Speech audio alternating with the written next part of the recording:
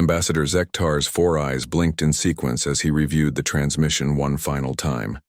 The holographic display showed Earth's response to the Galactic Council's ultimatum, and despite his centuries of diplomatic experience, he found himself genuinely confused by what he was witnessing. The human representative, a middle-aged woman with graying hair and laugh lines around her eyes, sat behind a simple wooden desk.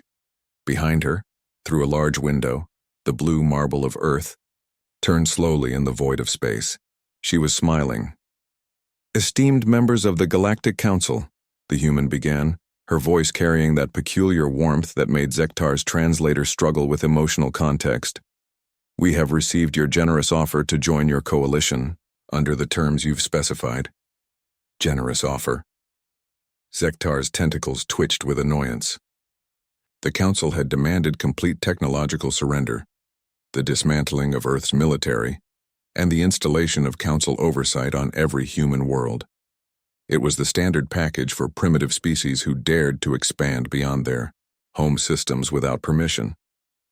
After careful consideration, the human continued, that insufferable smile never wavering, "We must respectfully decline." The transmission ended there, leaving Zektar staring at the frozen image of the woman's face. Respectfully decline, as if the humans had a choice in the matter. "Curious," rumbled Vorth, the Council's military advisor. His rocky, silicon-based form cast long shadows in the Council chamber. "They seemed almost amused by our demands." "Primitive species often react irrationally when faced with superior force," Zektar replied, though something nagged at him. The humans had been expanding rapidly, too rapidly. In just 2 centuries, they'd colonized 47 systems. Most species took millennia to achieve such spread. "Perhaps we should examine their military capabilities more closely," suggested Lyra, the Council's intelligence coordinator. Her crystalline form pulsed with soft light as she accessed the data networks. "Our initial scans showed standard kinetic weapons, fusion drives, basic energy shields." "Exactly," Zektar interrupted. "Primitive technology, the usual evolutionary path. They'll capitulate once they see our fleet." 3 days later, the Council Armada dropped out of hyperspace at the edge of the Sol system, 200 vessels strong, representing the combined might of 17 species. Zektar stood on the bridge of the flagship, watching as Earth's response began to unfold on the tactical displays. "Sir," called the sensor operator, his voice uncertain, "we're detecting anomalous readings from the human vessels." "Elaborate." "They're approaching at significant velocity, but their energy signatures are strange. The ships themselves appear to be constructed primarily of carbon-based materials." Zektar leaned forward. "Clarify." "Wood, sir, and metal alloys, but mostly wood, like they're flying trees." Before Zektar could respond, the communication array chimed with an incoming transmission.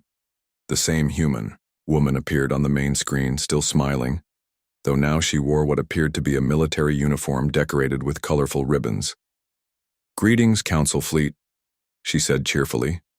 "I'm Admiral Sarah Chen, speaking for the Terran Defense Corps. We appreciate you coming all this way, but we really must insist that you turn around and go home." "I am Ambassador Zektar of the Galactic Council," he replied, activating his universal translator's most intimidating tone settings. "You will surrender immediately or face the consequences." Admiral Chen's smile widened. "Oh, we've prepared some consequences of our own. Boys and girls, show them what we've been working on." The human fleet, if the 40 wooden ships could be called a fleet, suddenly accelerated to impossible speeds. The tactical display erupted with warnings as energy readings spiked beyond the sensor's ability to measure. "Sir," the sensor operator's voice cracked, "those ships are moving at 97% light speed. That's physically impossible with their apparent propulsion systems." Zektar was about to demand an explanation when the first human vessel opened fire. What emerged wasn't the expected kinetic projectiles or plasma bolts. Instead, streams of what could only be described as weaponized starlight lanced across space. Where the beams touched council ships, they didn't explode or melt. They simply ceased to exist, leaving perfectly spherical voids in reality itself. Fascinating technology, Admiral Chen's voice continued conversationally, as 3 council dreadnoughts vanished into nothingness. We call it Starfire. Controlled stellar fusion compressed into coherent energy streams. Took us about 6 months to figure out once we started taking physics seriously. Impossible, Zektar whispered, watching his fleet disappear ship by ship. Your species is barely out of its technological infancy. Oh, that's where you made your first mistake, Chen replied, and for the first time her smile took on an edge. See, you looked at our ships and saw wood and metal, primitive materials. What you didn't realize is that we built them that way, on purpose. Another spread of Starfire eliminated an entire council squadron. You see, Ambassador, we've learned that most galactic species follow predictable technological development paths. Metal hulls, energy shields, plasma weapons. Very conventional, very easy to predict and counter. But humans, she chuckled. We've always been a bit unconventional. You're bluffing, Zektar snarled, though half his fleet was already gone. You cannot have developed such technology so quickly. Actually, we developed it about 50 years ago, Chen replied casually. Right around the time we detected your first surveillance probes. Did you really think we didn't notice you watching us? Humans are naturally paranoid, Ambassador. We've been preparing for this conversation for decades. The last of the Council fleet's heavy cruisers disappeared in a flash of artificial starlight. The wooden ships were a nice touch, don't you think? Chen continued. Old Earth oak mostly, treated with some interesting compounds, completely invisible to your metal-detecting sensors, and they look so harmless. Meanwhile, the real firepower is contained in pocket dimensions folded into the ship's structure. Another little trick we picked up.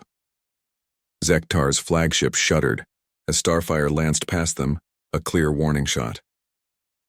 Now then, Admiral Chen said, her smile returning to its original warmth. I believe we were having a conversation about submission. Would you like to revise your terms? Zektar looked around his bridge at the terrified faces of his crew, then at the tactical display showing exactly 3 council ships remaining out of 200. The humans hadn't even deployed their full fleet yet. Sensors showed thousands, more vessels emerging from concealment throughout the system. What are your terms? He asked weakly. Oh, we don't have any terms, Chen replied cheerfully. We're perfectly happy to be left alone to do our own thing. But if the Council ever decides to bother us again, her smile became positively radiant. Well, we've been working on some truly interesting projects. I'd love to show you our new dimensional scissors sometime. The transmission cut out, leaving Zektar staring at the tactical display. In the distance, the human fleet had arranged itself into a formation that, he realized with growing horror, spelled out, "Have a nice day," in perfect galactic standard script. As his remaining ships limped away from the Sol system, Zektar made a mental note to update the Council's files on humanity. Under threat level, he would be writing a single word: yes.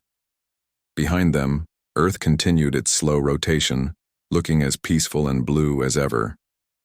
But Admiral Chen's smile lingered in Zektar's memory, and he suspected it would haunt his dreams for centuries to come. After all, humans had taught him something valuable that day. Sometimes the most dangerous species are the ones who answer ultimatums with a smile.